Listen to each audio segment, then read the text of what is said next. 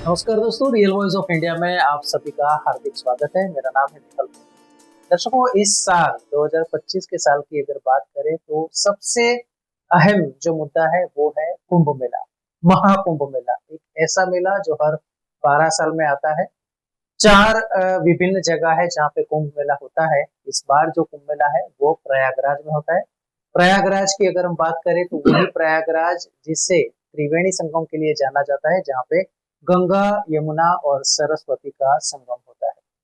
तो कुंभ मेला क्या है, उसकी तैयारियां कैसे की जाती हैं, और खास तौर पे हम ये जानना चाहेंगे कि जो हिंदू जागरण एक प्रकार से हम इसे देख सकते हैं, कह सकते हैं, तो क्या है, किस प्रकार से यह काम कर रहा है, तो इसी के बारे में आज हम चर्चा करेंगे। और चर्चा में जुड़ने के लिए हमारे साथ ही जाने माने राष्ट्रीय स्तर के जर्नलिस्ट श्री वीरेंद्र पंडित जी। वीरेंद्र जी, आपका बहुत बहुत स्वागत है सर। नमस्कार सर। जैसे कुंभ की बात हम करते हैं, और कुंभ मेला एक प्रकार से कहा जाए क्योंकि एक आस्था का प्रतीक तो है, हिंदुओं की आस्था का प्रतीक है। और साधु संत और समाज सभी मिलकर इसका आयोजन किया जाता है। खास तौर पे अगर जब हम यूपी की बात करते हैं तो वहाँ के मुख्यमंत्री खुद भी एक संत है, साधु है। और एक एक कड़ा एडमिनिस्ट्रेशन भी यहाँ पे हमें देखने को मिल रहा है। और साथ ही कह सकते हैं कि हिंदू जागरण का एक प्रयास भी हो रहा है। किस प्रकार से आप इसे देखते हैं सर? देखिए, इस वर्ष का जो महाकुंभ है ये 144 साल बाद आया है। और इसका महत्व काफी है। उससे अधिक महत्व इस बात का है कि 2025 में जो बहुत सारी घटनाएं हो सकती है, होने वाली है, तो हिंदू जागरण का वर्ष 2025 बन सकता है। हम इस विषय पर फोकस कर सकते हैं। जहाँ तक महाकुंभ का सवाल है तो मुझे याद है कि मैं पूर्ण कुंभ 2013 में गया था। अच्छा। वहाँ पर, और बहुत अच्छी तरह से वहाँ पर सारी व्यवस्था सरकार ने की थी। बहुत बड़ा आयोजन था। उस समय लगभग 20 करोड़ लोग आए थे, ऐसा अनुमान लगाया था सरकार ने। इस बार जो महाकुंभ है इसमें 45 करोड़ लोगों के आने का अनुमान है। और उस समय भी था और आज भी है। कुंभ मेला दुनिया का सबसे बड़ा ऐसा तीर्थ यात्रियों का संगम है जिसकी कोई मिसाल दुनिया में नहीं है। इतने ज्यादा लोग इतने कम समय, मतलब करीब लगभग 1 महीने के लिए, 1.25 महीने के लिए 40 दिन 45 करोड़ 45 दिन का एवरेज 1.25 करोड़ लोग हर रोज प्रतिदिन इकट्ठे आएंगे। और सबसे बड़ी बात यह है कि जो इसमें बड़े स्नान होते हैं, मौनी अमावस्या का जैसे स्नान, जिस दिन मैं वहां पर था 2013 में, उस समय अकेले उसी दिन 2-2.25 करोड़ आए थे, ऐसा अनुमान था सरकार का। तो ऐसे 8-10 बड़े स्नान होते हैं कुंभ मेले के दौरान, जिसमें यात्रियों की संख्या, तीर्थ यात्रियों की संख्या बहुत ज्यादा होती है। तो इस बार भी वैसा ही होने वाला है। वहां पर सरकार ने बहुत अच्छी व्यवस्था की है। जैसे आपने बताया, योगी आदित्यनाथ जी स्वयं एक संत हैं और अच्छे कुशल प्रशासक हैं।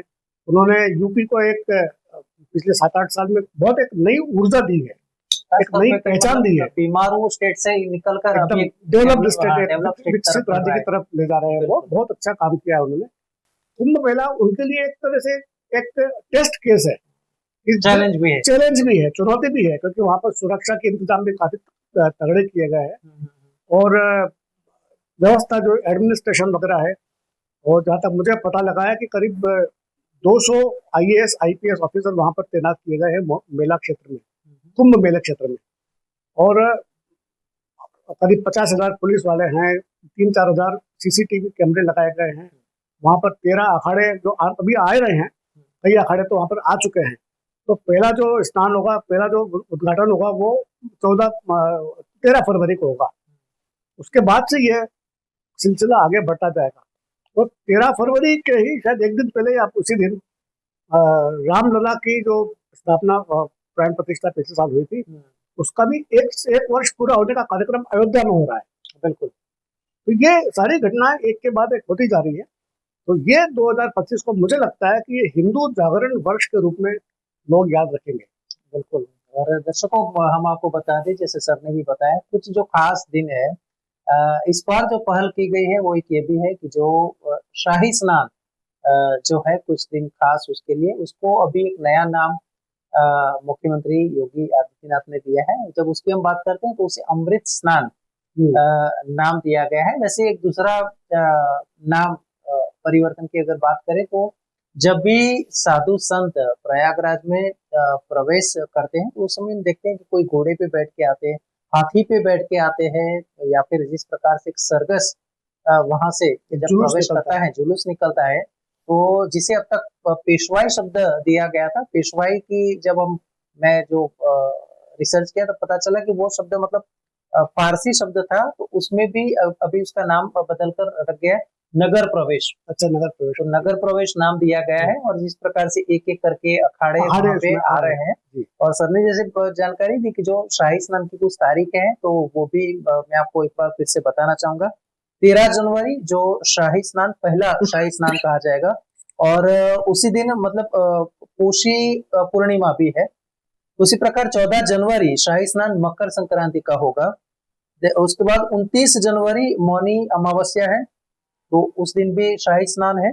3 फरवरी बसंत पंचमी, 12 फरवरी माघ पूर्णिमा, और फिर 26 फरवरी जो महाशिवरात्रि है। तो इस प्रकार से जो आयोजन किया गया, और जैसे हमने जानकारी कि नॉर्मली प्रतिदिन करीब 1 करोड़ के आसपास वहां पे श्रद्धालु होंगे, पर ये जो शाही स्नान का दिन है, उस दिन करीब 2 से लेकर 2.5 करोड़ प्रतिदिन वहां पे हो सकते हैं। मतलब एक सबसे बड़ी चुनौती चुनौती है, क्योंकि सर अगर बात करें तो कुछ तो विश्व में ऐसे देश हैं जिसकी पॉपुलेशन 1 करोड़ तक नहीं होती, नहीं होती। और यहाँ एक ऐसा स्थल जो एक टेम्पररी सिटी हम कह सकते हैं, हाँ, 40-45 दिन के लिए, पूरा और शहर उसके बसाया लिए गया है। पूरा शहर बसाया गया है, और उसके लिए इतनी तैयारी है, सबसे बड़ी चैलेंज होती है। वो एक एक राज्य के तौर पे जब ये जिम्मेदारी आती है, बहुत बड़ी बात है। बहुत बड़ी बात। सर एक जानकारी आपसे मैं ये भी जानना चाहूंगा कि जैसे हम बात करते हैं हिंदू समाज पुनः जागरण की, तो पिछले कुछ समय में हमने परिवर्तन देखे हैं। जैसे 2024 में जनवरी में हमने देखा था कि राम मंदिर की जी हाँ, प्रतिष्ठा की प्राण गई है, प्रतिष्ठा। एक प्राण प्रतिष्ठा जब की, तो एक 500 साल पुराना जो इतिहास चला रहा था, बाबरी मस्जिद वाला जो मामला था, एक सुलह करके वो रास्ता निकाला गया, और मतलब हर एक को एक खुशी हुई कि रामलला जो अब तक टेंट में रहते थे, वो अब मंदिर उन्हीं में को पहुंच उनका मंदिर में पहुंचे, उनको उनका खुद का अ, उनका घर मिला। गए। एक बात ये भी है कि पिछले कुछ समय से जैसे हमने देखा कि ज्ञानवापी मस्जिद वाला जो मामला है, लेकिन उसके अलावा जो वाराणसी कॉरिडोर को भी जिस प्रकार से डेवलप किया गया है, टूरिज्म को बढ़ावा मिला है। अयोध्या में भी देखा जाए तो टूरिज्म को बढ़ावा मिला है। प्रयागराज में जिस प्रकार से अभी करोड़ों लोग आएंगे, जी। साथ में उतनी ही रोजगार तो पैदा होगी, हाँ, लोगों के लिए तक कई होगा। लोगों जो को रोजगार मिलेगा। इंफ्रास्ट्रक्चर डेवलपमेंट होगा, मतलब वो परमानेंट लोगों को कुछ ना कुछ लाभ देगा। उसे आप किस प्रकार से देखते हैं? बिल्कुल, इसका एक आर्थिक पक्ष भी है, और सबसे बड़ी बात यह आपने देखा होगा कि मुस्लिम समाज के भी कई लोग अपनी दुकानें कुंभ मेले में लगाना चाहते हैं। जी बिल्कुल। अभी उस पर कोई फैसला नहीं हुआ है, लेकिन उसका सबसे बड़ा कारण ये है कि बहुत बड़ी बिजनेस अपॉर्चुनिटी सबके लिए है ये। मैं जब गया था जैसे 2013 में, तो मैंने देखा था कि सारे जो वहाँ पर रेस्टोरेंट थे, बड़ी बड़ी रेस्टोरेंट चेन्स थी, वो उन्होंने वहाँ पर अपने स्टॉल लगाए हुए थे, और वो 24 घंटे चलते थे।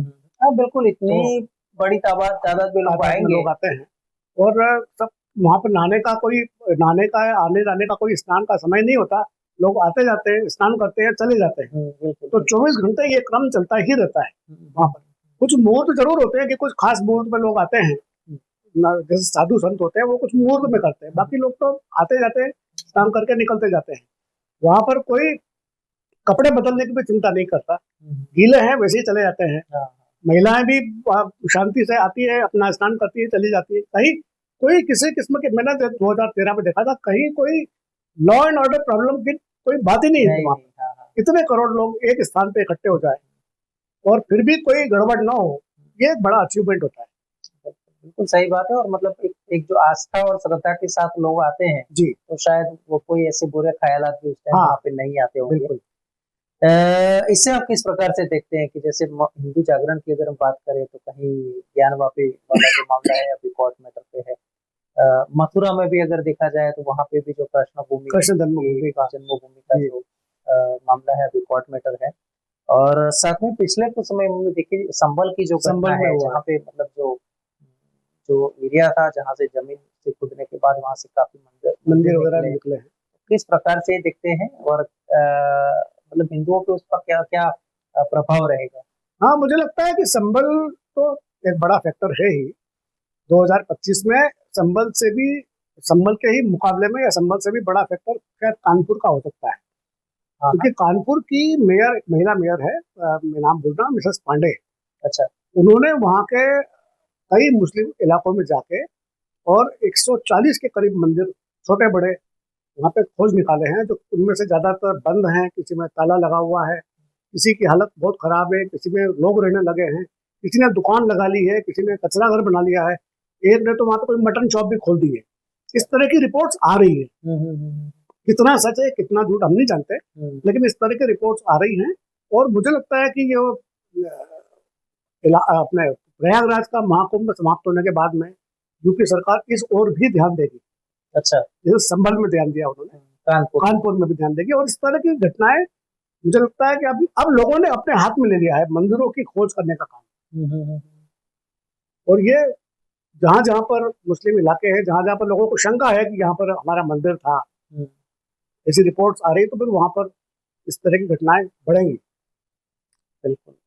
और मतलब जब प्रयागराज की बात करें तो मैं जो रिसर्च किया था, तकरीबन 3000 साल से ये मेला चला आ रहा है, और आज तक मतलब कोई भी दिक्कत नहीं। कुछ ऐसा भी था कि अंग्रेजों के समय पे उनको टैक्स की भी रेवेन्यू प्रयागराज से होती थी। हाँ। तो उसे आप किस प्रकार से देखते हैं? और दूसरा कि एक ऐसा, क्योंकि आज के जमाने में हम देखें तो हम बोल सकते हैं कि पूरा जो समाज है वो एजुकेटेड है, पढ़ा लिखा है। तो वो समझ था कि जब कोई स्कूलिंग नहीं थी, कोई शिक्षा नहीं दी जाती थी, और फिर भी इतनी ये परंपरा कैसे चलती आ रही होगी। और इतना बड़ा संख्या की अगर बात करें, हाँ इतना बड़ा, तो मतलब कैसे मुमकिन होगा सर? क्योंकि अभी हम बात करें कि अब देश आजाद है और जिस प्रकार से प्रशासन ठीक से काम कर रहा है, उस समय तो मतलब छोटे छोटे राजाओं होंगे, कैसे होता होगा ये? एक जैसे हमने शुरू में बात की थी, आस्था का विषय है। और लगभग आपने बताया कि 3000 साल से ये आयोजन होता है। ईसा पूर्वी 600 साल का ये रिकॉर्ड बता रहा है। तो लगभग 2500-3000 साल से ये आयोजन होता आया है। और ये हिंदुओं में ऐसी मान्यता है कि जब समुद्र मंथन हो रहा था और जब उसमें से अमृत निकला, तो देवताओं और राक्षसों के बीच में जो युद्ध हुआ, उसमें 4 जगह पर इसकी अमृत की बूंदें गिरी थी। एक प्रयागराज में, हरिद्वार में, जिसे हम उज्जैनी कहते हैं या उस समय अवंतिका कहते थे, और नासिक में। तो इन 4 जगहों पर कुंभ मेले का आयोजन होता है। उज्जैन में इसको सिंहस्थ कहते हैं, हाँ, क्योंकि सिंह राशि में होता है। अच्छा। सूर्य सिंह राशि में होता है, इसलिए वहां पर। बाकी तीनों जगह पर कुंभ राशि में होता है, इसलिए इसको कुंभ मेला कहा जाता है। अच्छा। तो ये कई शताब्दियों से, मतलब 2500-3000 साल से ये मेला आयोजित किया जाता है। मेला नहीं कहना चाहिए, इसको संगम कहते हैं। ये तीर्थ यात्रियों का संगम है। ये हिंदू धर्म के अंतर्गत जितने अलग अलग पंथ आते हैं, उन सबका संगम है। कुल मिला के करीब मतलब एक अम्ब्रेला फेस्टिवल कह सकते हैं इसको, सभी लोगों के लिए एक जगह पर इकट्ठे होने का ये अवसर देता है। ऐसा भी है कि मतलब कुंभ मेले में कुछ हिंदुत्व या जो एक एजेंडा भी कुछ तय करते हैं, साधु संत भी कुछ गाइडलाइंस या रूपरेखा तय करते हैं। हाँ, ये अखाड़े निकलते हैं, और शायद एक किन्नर अखाड़ा को भी उसमें स्थान दिया गया। हाँ, पहले 13 अखाड़े थे, और शायद पिछले कुछ सालों में, मुझे याद नहीं आ रहा है, लेकिन एक 14वां अखाड़ा जो किन्नर अखाड़ा जो कहते हैं, वो उसको भी इसमें शामिल किया गया है। तो अभी इस तरह से लगभग शायद 14 अखाड़े इसमें हैं। निर्मोही अखाड़ा और ये सब बहुत पुराने अखाड़े हैं। और इन अखाड़ों का नागा साधुओं का, खासतौर नागा सबसे आगे होते हैं स्नान में, उनको सबसे पहले जगह दी जाती है, सम्मान दिया जाता है। तो ये अखाड़े जो हैं, ये हिंदुओं पर जितने संकट आए पिछले 1000 साल में, मुस्लिमों के राज में, अंग्रेजों के राज में, इन अखाड़ों ने हिंदुत्व को बांधे रखा। सबसे बड़ा योगदान इन अखाड़ों का ये है कि मुसीबत की घड़ी में भी इन अखाड़ों ने हिंदुत्व की मशाल को जीवित रखा। सबसे बड़ी चैलेंज था, क्योंकि मैं अगर कहूँ कि आज विश्व में काफी सारे देश ऐसे ही जो धर्म परिवर्तित हो गए हैं, जिसका कारण यह था कि वहाँ पे जो नींव थी वो मजबूत नहीं थी। बिल्कुल। और यहाँ हम कह सकते हैं जो ये अखाड़े थे, उसको हिंदुत्व की नींव बिल्कुल पकड़ के रखा। देखिए कि 1000 साल या 800 साल के मुस्लिम राज और 200 साल के ब्रिटिश राज के बावजूद आज भी 80-85% लोग देश में हिंदू क्यों हैं? बाकी देशों में जो धर्म परिवर्तन हुआ उसके कारण 100% धर्म डेमोग्राफी परिवर्तन चेंज हो गई। पूरी डेमोग्राफी चेंज हो गई, लेकिन भारत में क्यों नहीं हो पाया? उसका सबसे बड़ा कारण ये है कि अखाड़े और जो एक डिसेंट्रलाइज हिंदुइज्म कभी भी सेंट्रलाइज नहीं रहा, ये हमेशा डिसेंट्रलाइज रहा है।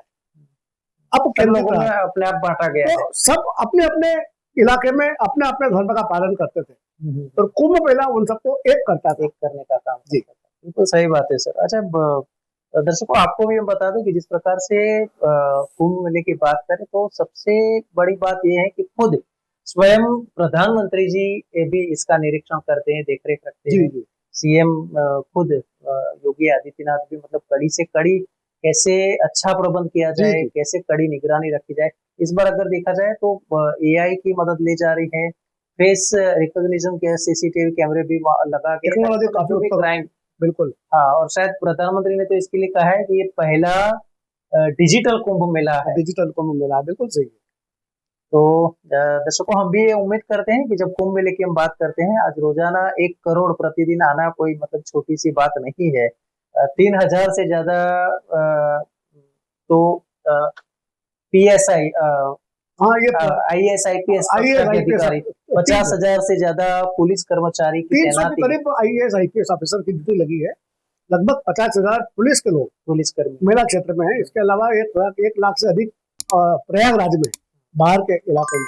और जो पंटून पुल कहते हैं लोहे का बनाया हुआ, वो टेम्पररी पुल होता है, क्योंकि गंगा का पार्ट बहुत बड़ा है, और यात्रियों के आने जाने के लिए इस तरह के टेम्पररी पुल बनाए जाते हैं, उसको पोंटून ब्रिज कहते हैं।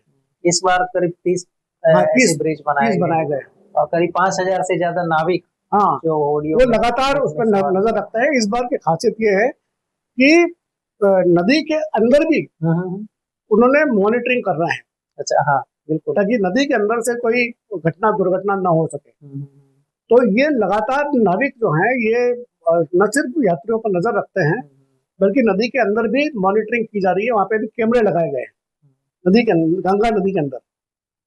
ये इस बार की नई बात बिल्कुल। दर्शकों, हम आपसे उम्मीद रखते हैं कि जैसे कुंभ मेले की हमने बात की है, तो एक ऐसा कुंभ मेला जो मतलब एक संगठन, एक समाज को एकत्रित करने का कार्य करता है। और वहीं जो प्रशासन के देखे, इस बार रेलवे करीब 3000 से ज्यादा रेलगाड़ियां दौड़ा रहे हैं। खासतौर पे सर हरिद्वार, खासतौर पे अयोध्या की बात करें, वाराणसी की बात करें, और प्रयागराज जो भी एक मतलब सर्किट बनी हुई है, उसके लिए भी IRCTC ने प्रयास किए हैं। विशेष ट्रेनें दौड़ाई जा रही है। 7000 से ज्यादा यूपी की जो ST बसेस है वो वहां पे दौड़ाई जाएगी। सिटी के अंदर जो घूमने के लिए प्रयागराज के लिए अलग से 700 बसेस और उसमें रखी गई है। इंटरनेशनल एयरपोर्ट से जो कनेक्टिविटी है उसको बढ़ावा दिया गया है। प्रयागराज एयरपोर्ट पे भी देश विदेश से लोग आएंगे, तो ये सब एक प्रबंध, एक इंटीग्रेटेड वे में किया गया है। मतलब एक सबसे बड़ी चैलेंज कह सकते हैं। तो दर्शकों, मुझे उम्मीद है कि आज का ये एपिसोड भी आपको कुंभ मेले आपको मतलब जीवंत लगा होगा कि कुंभ में किस किस प्रकार की घटनाएं ऐसे होती हुई होगी। तो वीरेंद्र जी, बहुत बहुत धन्यवाद, आप इस चर्चा में हमारे साथ जुड़े, दर्शकों को जो ज्ञान दिया। तो दर्शकों, आप देखते रहिए Ribhoi, real voice of India. देश विदेश की खबरों के लिए भी आप देखिए रिवॉय। धन्यवाद મિત્રો, आप YouTube ઉપરાંત Facebook, Instagram, X સોશિયલ મીડિયાથી પણ અમારી સાથે કનેક્ટ રહી શકો છો. દેશ વિદેશના તમામ સમાચારો વાંચવા માટે અમારી વેબ પોર્ટલ revoy.in ઓપન કરશો. ધન્યવાદ.